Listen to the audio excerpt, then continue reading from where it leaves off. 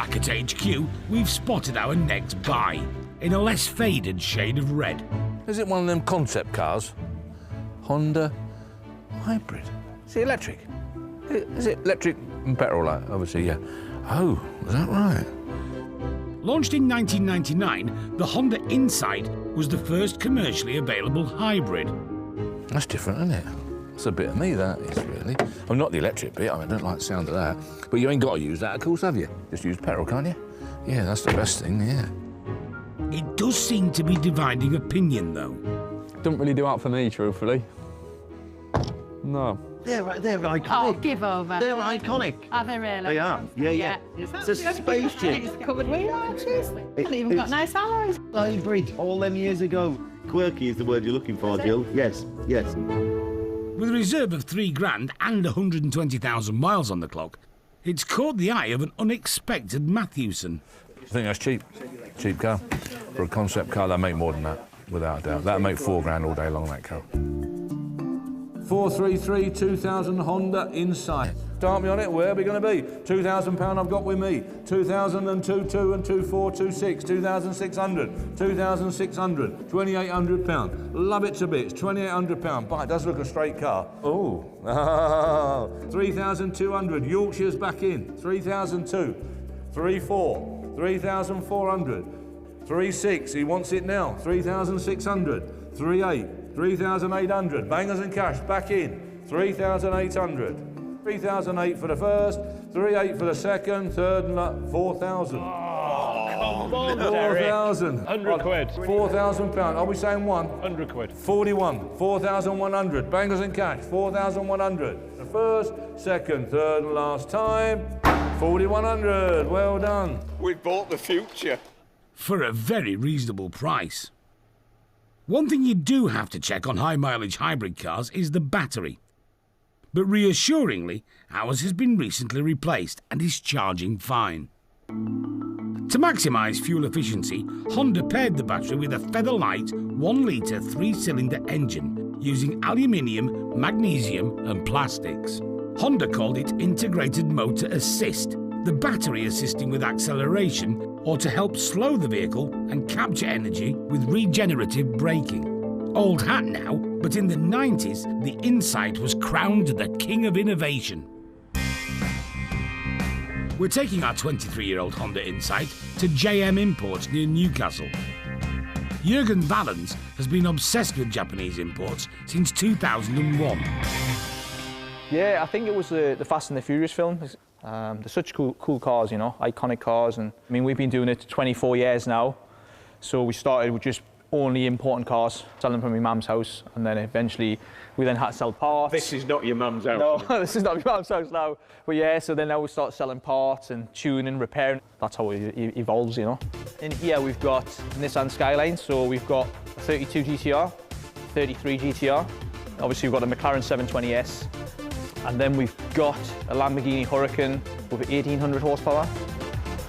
Before Jürgen points out any more fire-breathing dragons, better introduce him to our planet-saving Newt. I have seen one on YouTube with a K20 engine swap, beating a Corvette before online, so everything's possible. I'd just like to point out we're not doing that to it. Do you know what it is? Actually, it's the first one I've ever seen. I think it's probably the same for me. I think first Honda Insight I've seen in person. Chris Thompson is here to manage operations and expectations. I think personally, I would take that over a Prius, you know, just in terms of looks and things like that. I think it's a cool car. Yeah, a really cool car. I mean, you could be starting something new here. I mean, like, if you think about the R34 GTRs with a Paul Walker, I mean, everyone could be buying Honda Insights now. It does look cool. Not sure Jürgen is taking our Insight entirely seriously. Over to top technician Matthew Bennett. So how many of these Insights have you worked on? None. This is a rare car. Only 17,000 first-generation Insights were ever made, and only 250 of those ended up in the UK. Other than the odd bits of panels that's faded, say like the wing mirrors are a little bit different colour to the bonnet and to the roof, but other than that, it seems in generally pretty good condition.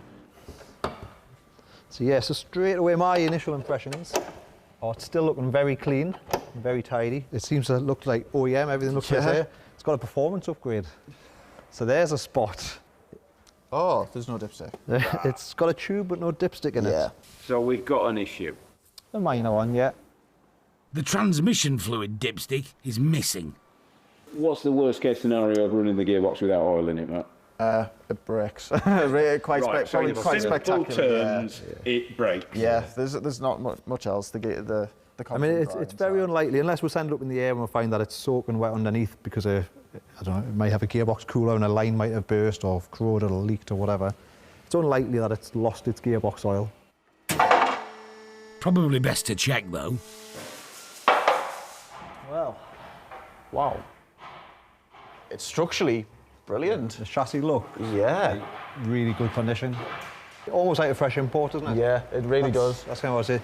And there's no gearbox oil No, anywhere. it's certainly that you not can damp. see. You know, like typically if you had a heavier leak, these plastic under trays would be coated and they're not. So it looks bone dry, it really does. We'll take that. Hi mate, how's it going? Oh, mate, all right? Just north of Newcastle, our Honda Insight has had its bodywork seen to. Front bumper was a bit scuffed on this side, but all in all, it hasn't been a bad job, you know? Yeah. Martin Sutty is in charge of our paint. To be honest, I had to Google it to see what it was. When he said it was red, all I thought about was Honda, red, lots of different colours. 50 Shades of Red. 50 Shades of Red. A bit of a nightmare. Obviously the headlights as well, they were a bit A lot tarnished. brighter, yeah, have you? Now you can... What have you done with them? We've just gave them like a little 3-stage polish. So we've restored this trim here, which was all tarnished off the sun. We're just refitting it back onto the car, which just slides into that. So the paintwork we've done was just a little bit of corrosion on the bottom of the doors. The front bumper was a bit scuffed where someone's caught a wall. We've addressed them areas. We've had to blend colours into different panels just to make it all match in, and then we've gave the full car a bit of a polish just to bring it back to its original shine. It's not a bad little thing. Hopefully make someone happy. Next up, the wheels are having a full refurb by Paul Atkin. For a futuristic car, it seems a step backwards. Good for aerodynamics, for practicality, not so good. I'll help you. This one's... I love small wheels. Our old tyres are removed and the alloys are prepped. And what that does is it etches a unique number in the wheel, week number and the job number, so we can identify every wheel that comes through the whole process. So we're not going to end up with 2 Honda wheels and 2 Ford Focus wheels? No, and I promise I won't paint them pink either. The rims are then chemically stripped to remove the original paint and then shot blasted to get rid of any damage or corrosion, preparing them for powder coating. The shot blasting process gets into places where you could never in a million years be able to sand by hand, so it gives a good overall finish, and that's a fantastic preparation phase for the next stage, which is obviously powder coating. Which includes an undercoat, a colour and then a lacquer.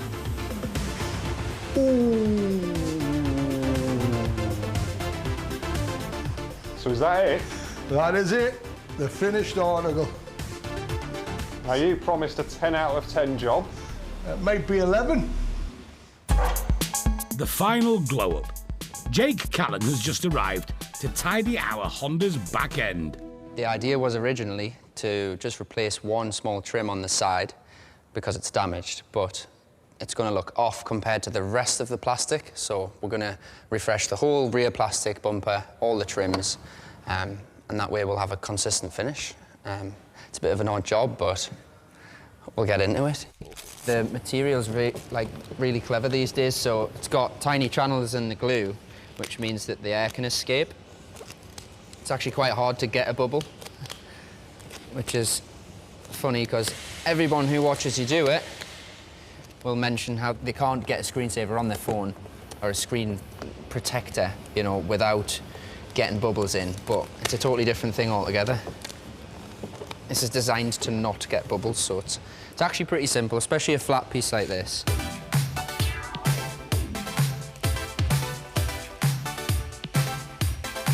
This is why we need to wrap all of these to match, because although that's fixed the problem of the peeling bit, now it looks a different colour. It becomes very sticky very fast, so you've kind of got to work quick. You also get into some kind of funny positions when you're wrapping a car.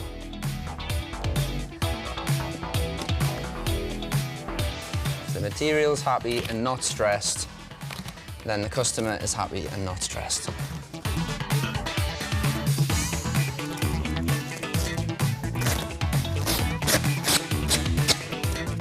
That's it. It's pretty fresh, if you ask me.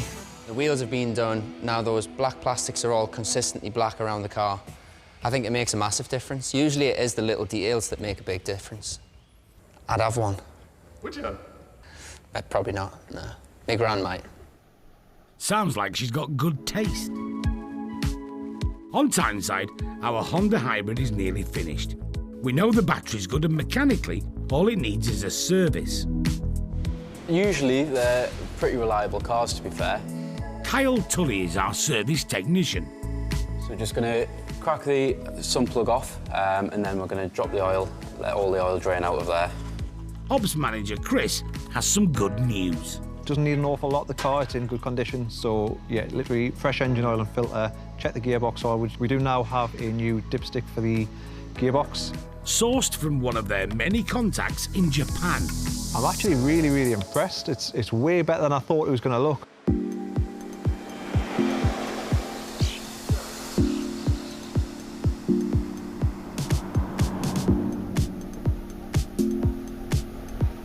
It now holds its own on a coastal cruise with other imported Japanese cars.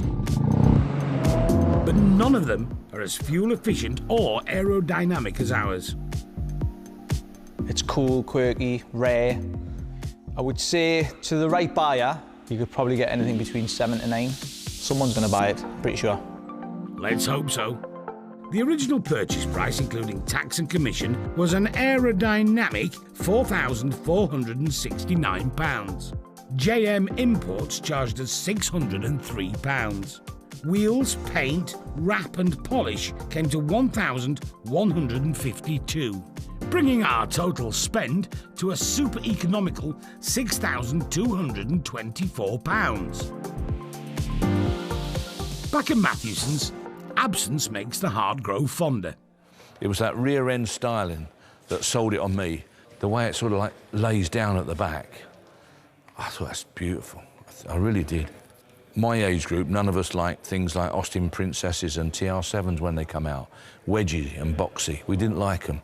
We like flowing lines on a car. They've got to be pleasing to the eye, you know? And that is very, very pleasing to the eye. It's beautiful. Wow, look at that. The degree of assistance the electrics is actually giving. That went right up on the gauge to over 3/4. It is working, you know, yeah, I can't deny the fact that it is working. You can feel it. I can't work it out in miles per gallon, which is what we're used to doing. But all I can say is that we've got 20.7 kilometres per litre. Which roughly works out at 60 miles per gallon. That sort of economy was the stuff of make-believe 25 years ago. Do you know what? I think up until driving this, I was 100% totally anti-electric power vehicles in any way, shape or form. It's actually not the case now. If this is performing and returning the economy that I think it is, and it feels that it is, then book me down for one of these. I rate it. I really rate it. Fingers crossed he's not the only one. On to the Honda Insight. Here we go, look, here we go. We've got £2,000 bid. We've got £2,000 bid. £2,000 for the Honda Insight. John, this is horrific. We've not got our original price back. Well, we haven't even got half of our original price back. If there's no further interest, we'll submit the bid. We've been asked to submit the bid. We'll ring it through for you, Rutland. Good luck to you. Expensive car, new. Very expensive car, new. Which Honda lost money on? Each one. We're in good company then. Thankfully, our only bidder, Ian Page, was happy to pay a bit more. And we negotiated a £4,000 selling price. Still way below market value, but at least Ian's happy. For me, as an engineer at heart, their chin-out Honda attitude to make something that would actually really work and to show the world what could be done, that's what really sealed it for me. Bodywork-wise, superb.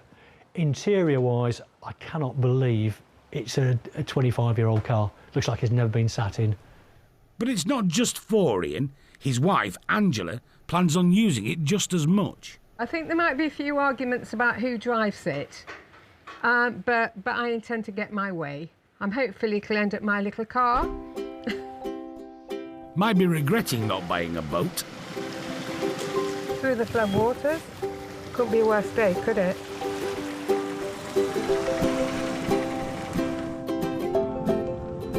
Goes well, doesn't it? Yeah, it started first time. Yeah. It just feels like my old CRX, this. Good. I think we're like having quite a bit of fun in this, don't you? Yeah, it's great, isn't it? Unfortunately, you can't get a Labrador in the back. Have to have a little trailer. Get him to dump down.